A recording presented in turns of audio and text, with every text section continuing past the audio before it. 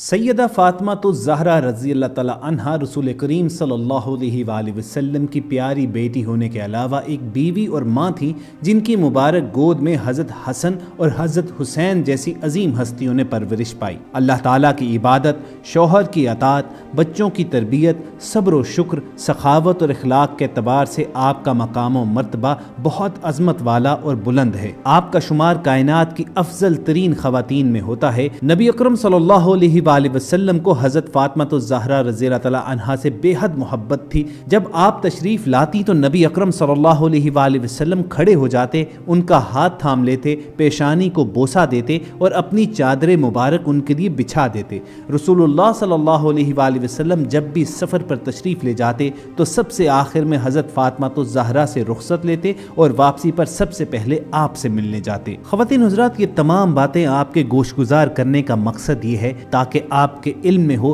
کہ آج ہم کس مقدس، کس معتبر اور کس معزز ہستی کے گھر کا ماڈل آپ کو دکھانے جا رہے ہیں۔ وہ ہستی کہ جنہیں زندگی ہی میں رسول اللہ صلی اللہ علیہ وآلہ وسلم نے جنت کی خواتین کی سردار کہا، مگر اتنا بڑا منصب پانے کے باوجود وہ اپنی زندگی میں کس قدر سادہ تھی، کس قدر عاجزی اور انکساری کا پیکر تھی، یہ آپ کو ان کے گھر کا حال دیکھ کر معلوم ہوگا۔ لیکن پیشتر اس کے کہ آپ کو دختر رسول صلی اللہ علیہ وآلہ وسلم کی قیام گاہ کا احوال بتایا جائے، وائس ڈیلی کے نئے دیکھنے والوں سے گزارش کریں گے کہ آپ ریڈ بٹن پر کلک کر کے اور بیل آئیکن کو پریس کر کے وائس ڈیلی کے سبسکرائبر بننا مت بھولیے تاکہ ایسی تاریخی، معلوماتی اور اسلامی ویڈیوز آپ کو فیوچر میں بھی ملتی رہیں۔ خواتین حضرات، اعلان نبوت کے 13ویں برس کے بعد نبی کریم صلی اللہ علیہ وآلہ وسلم نے صحابہ کرام کو ہجرت کی اجازت دے دی۔ کچھ عرصے کے بعد آپ صلی اللہ علیہ وآلہ وسلم بھی حضرت ابو بکر کے ساتھ ہجرت فرما کر مدینہ منورہ تشریف لے گئے۔ مدینہ منورہ میں حضور اکرم صلی اللہ علیہ وآلہ وسلم نے جب مسجد نبوی کی تعمیر شروع کروائی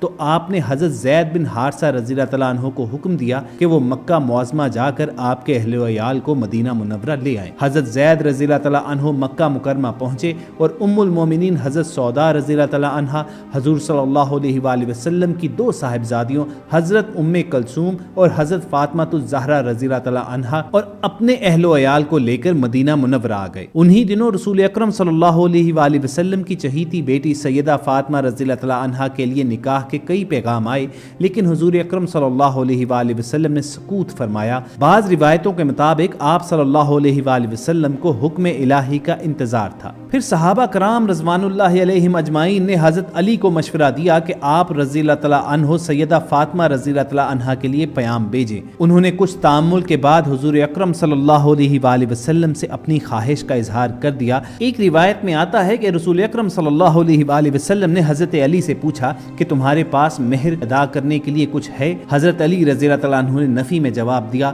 تو رسول اللہ صلی اللہ علیہ وآلہ وسلم نے فرمایا، میں نے تمہیں جو زرہ دی تھی وہی مہر میں دے دو۔ حضرت علی رضی اللہ تعالیٰ عنہ نے ارشاد نبوی صلی اللہ علیہ وآلہ وسلم کے آگے سر تسلیم خم کر دیا۔ اس کے بعد آپ زرہ فروخت کرنے کے لیے بازار کی طرف روانہ ہوئے۔ راستے میں حضرت عثمان غنی رضی اللہ تعالیٰ عنہ مل گئے۔ انہوں نے آپ سے 480 درہم میں یہ زرہ خرید لی، پھر یہی زرہ حضرت علی کو بطور ہدیہ واپس کر دی۔ زرہ کی قیمت فروخت حضرت علی رضی اللہ تعالیٰ عنہ نے حضور اکرم صلی اللہ علیہ وآلہ وسلم کی خدمت میں پیش کی تو آپ صلی اللہ علیہ وآلہ وسلم نے فرمایا، اس میں سے 2/3 خوشبو وغیرہ پر خرچ کر دو اور 1/3 سامان شادی اور دیگر اشیاء خانہ داری پر خرچ کرو۔ پھر حضور صلی اللہ علیہ وآلہ وسلم نے حضرت انس رضی اللہ تعالیٰ عنہ کو حکم دیا کہ جاؤ ابو بکر، عمر، عبد الرحمن بن عوف اور دیگر مہاجرین و انصار کو بلا لاؤ۔ جب سب دربار رسالت میں جمع ہو گئے تو رسول اللہ صلی اللہ علیہ وآلہ وسلم منبر پر تشریف لے گئے اور فرمایا، اے گروہ مہاجرین و انصار،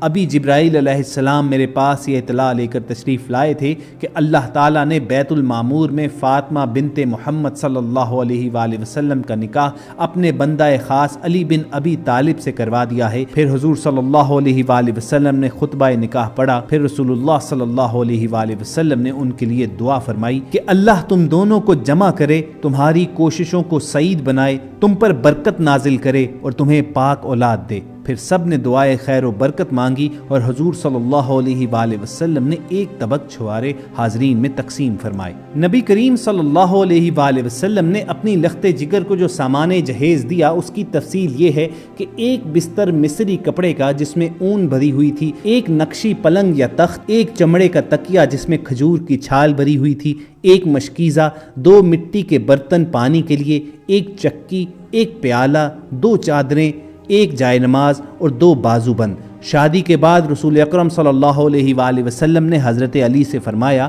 کہ دعوت ولیمہ بھی ہونی چاہیے۔ مہر ادا کرنے کے بعد جو رقم بچ گئی تھی حضرت علی نے اسی سے ولیمے کا انتظام کیا، اور حضرت اسماء رضی اللہ تعالی عنہا سے روایت ہے کہ یہ اس زمانے کا بہترین ولیمہ تھا۔ جب حضرت فاطمہ الزہرا رضی اللہ تعالی عنہا اپنے نئے گھر تشریف لے گئیں تو حضور اکرم صلی اللہ علیہ وآلہ وسلم ان کے پاس تشریف لائے، دروازے پر کھڑے ہو کر اجازت مانگی، پھر اندر داخل ہوئے، ایک برتن میں پانی منگوایا اور اس میں اپنے دستے مبارک ڈالے، پھر حضرت علی رضی اللہ تعالیٰ عنہ کے سینے اور بازوؤں پر پانی چھڑکا، پھر حضرت فاطمہ رضی اللہ تعالیٰ عنہا کو اپنے پاس بلایا اور ان پر بھی پانی چھڑکا اور فرمایا، اے فاطمہ، میں نے تمہاری شادی اپنے خاندان میں بہترین شخص سے کی ہے۔ حضرت فاطمہ الزہرا رضی اللہ تعالیٰ عنہا کا گھر مسکن نبوی صلی اللہ علیہ وآلہ وسلم سے کسی قدر فاصلے پر تھا، آنے جانے میں تکلیف ہوتی تھی۔ ایک دن نبی کریم صلی اللہ علیہ وآلہ وسلم نے حضرت فاطمہ الزہرا سے فرمایا، بیٹی مجھے اکثر تمہیں دیکھنے کے لیے آنا پڑتا ہے،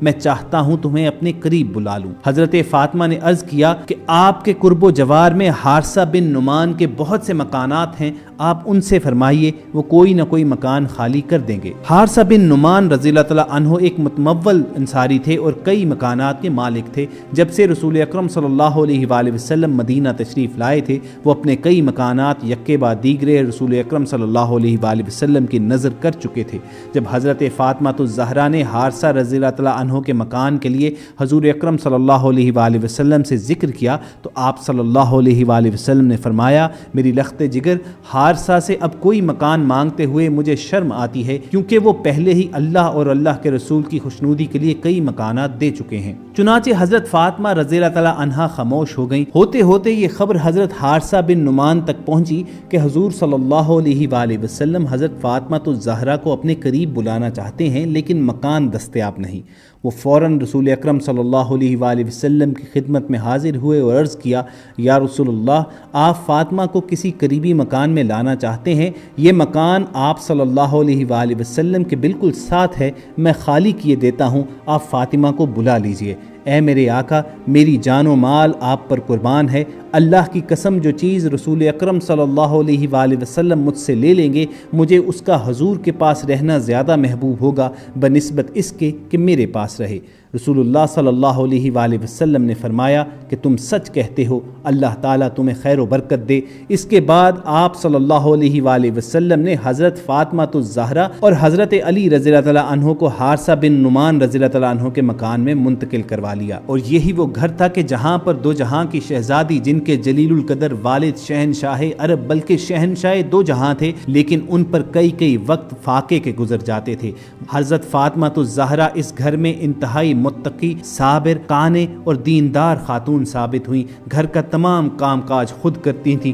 چکی پیستے پیستے ہاتھوں میں چھالے پڑ جاتے تھے لیکن ان کے ماتھے پر بل نہ آتا تھا۔ گھر کے کاموں کے علاوہ وہ عبادت بھی کثرت سے کیا کرتی تھیں۔ حضرت فاطمہ رضی اللہ تعالیٰ عنہ کی فقر و درویشی کا یہ عالم تھا کہ چکی پیستے پیستے ہاتھوں میں آبلے پڑ جاتے تھے اور چولہا پھونکتے پھونکتے آپ کے چہرے کا رنگ متغیر ہو چکا تھا۔ ایک بار آپ رسول اکرم صلی اللہ علیہ وآلہ وسلم کی خدمت میں حاضر ہوئیں، اپنی تکالیف بیان کی اور ایک خادمہ کی درخواست کی۔ رسول اللہ صلی اللہ علیہ وآلہ وسلم نے فرمایا، میں تم کو کوئی خادمہ نہیں دے سکتا، ابھی اصحاب صفہ کے کھانے پینے کا تسلی بخش انتظام مجھے کرنا ہے۔ میں ان لوگوں کو کیسے بھول جاؤں جنہوں نے اپنے گھر بار چھوڑ کر اللہ اور اس کے رسول کی خوشنودی کی خاطر فقر و فاقہ اختیار کیا ہے۔ روایت میں آتا ہے کہ رات کو رسول اللہ صلی اللہ علیہ وآلہ وسلم اس گھر میں تشریف لے گئے اور فرمایا، تم جس چیز کے خواہش مند تھے اس سے بہتر ایک چیز تم کو بتاتا ہوں، اور پھر سبحان اللہ، الحمدللہ اور اللہ اکبر پر مشتمل تسبیحات عطا فرمائیں،